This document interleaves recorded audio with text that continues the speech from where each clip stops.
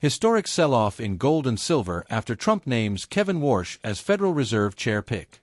In a dramatic shift across global financial markets on January 30, 2026, gold and silver, two of the world's most closely watched safe haven assets, suffered one of their steepest one-day declines in decades following President Donald Trump's announcement that he intends to nominate Kevin Warsh as the next chair of the U.S. Federal Reserve. Massive price drops in precious metals.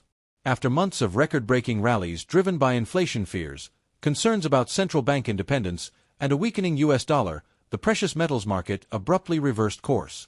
Silver plunged sharply, with exchange-traded silver instruments dropping more than 30%, its worst single-day drop in decades. Gold fell by double digits, with futures tumbling by roughly 10 to 12%, marking one of the largest single-session declines in recent history. Prior to the sell-off, both metals had surged earlier in the week, silver reaching above $120 an ounce and gold nearing multi-year highs above $5,500.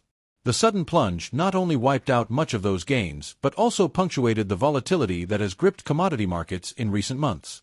Why the markets reacted so sharply? Analysts widely agree that the nomination of Kevin Warsh reshaped investor expectations around U.S. monetary policy, especially regarding interest rates and Federal Reserve independence. Warsh's reputation as a former Fed governor and a monetary hawk, someone who has historically emphasized controlling inflation and maintaining strong central bank credibility, contrasts with market hopes for a dovish or politically subordinate Fed leadership. Investors had largely been pricing in a scenario where a Trump-appointed Fed chair would cut rates or accommodate broad monetary easing. Warsh's perceived resistance to such pressure bolstered the U.S. dollar and reduced the appeal of non-yielding assets like gold and silver. Because higher interest rates and a stronger dollar generally undermine the attractiveness of precious metals, the nomination acted as a trigger for a massive rotation out of these assets. Broader market impact. The sell-off wasn't confined to metals alone. Major U.S. stock indexes also felt pressure.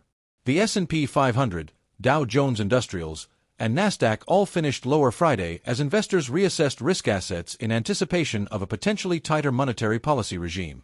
Mining stocks tied to gold and silver also weakened sharply, reflecting the broader downturn in commodity markets and risk aversion spilling over into equities. Historical context and what comes next. The sudden reversal came on the heels of a spectacular run for precious metals.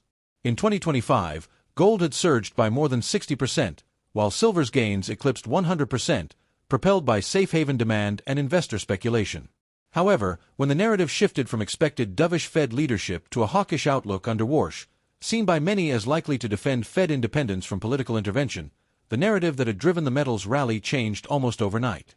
Looking forward, markets will closely watch Senate confirmation hearings for Warsh, where questions about the Fed's independence and direction are likely to dominate. Interest rate expectations, as traders look for clues from upcoming Federal Reserve communications. Dollar strength and inflation data, both of which will continue to influence commodity prices and investor positioning.